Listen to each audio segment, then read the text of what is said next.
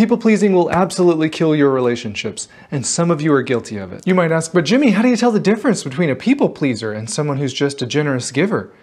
And the answer is expectations. A people-pleaser has made a secret contract in their head. I abandon my needs for you. I overextend and give and sacrifice for you. And you do the same for me. Yes, I'm giving because I love you, but I'm also over-giving so that I will feel valuable and worthy of your love.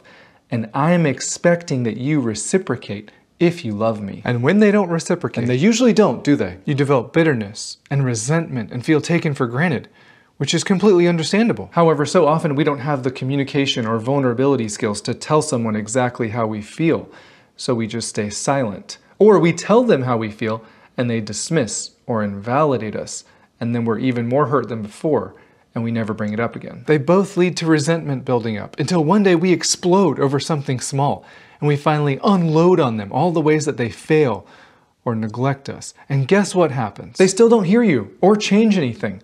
They either fight back even harder or they gaslight you into believing that, well, you're a crazy person. You have anger issues. And now you feel so ashamed. You spend the rest of the night apologizing to them. And then you go right back to pleasing to make up for that behavior. And the cycle just continues because people-pleasing doesn't lead to anyone being pleased. You certainly won't be pleased because most of the people-pleasers I meet are subconsciously giving to feel valued and appreciated and desired. And instead they feel dismissed and taken for granted and used. And they aren't going to be pleased either because most of the time they're oblivious, aren't they? Most of the time our avoidant partners, they aren't malicious, they're just oblivious. They don't know how you feel. They don't know how much you serve them. They don't know what you need, and they certainly don't know how to fix it when you feel neglected. Now, of course, that doesn't get them off the hook, but it doesn't get you off the hook either. If you feel resentful, if you feel unappreciated, if you feel taken for granted chronically, please know that's not sustainable for your relationship health. Your relationship with that person is breaking down, and doing the same thing over and over and expecting a different result isn't going to work. So what do I want you to do? I want you to self-reflect on why you do some of the things that you do.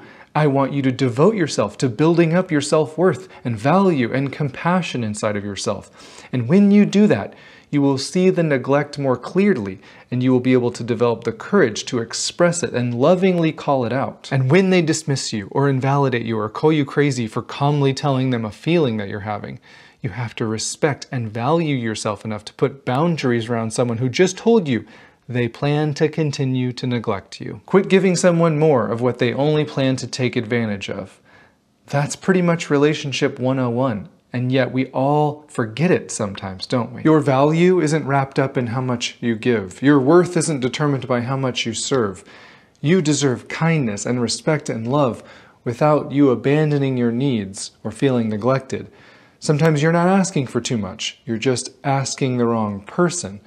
And sometimes the wrong person is you because you don't know how to protect yourself from neglect. And that's a recipe for relationship disaster.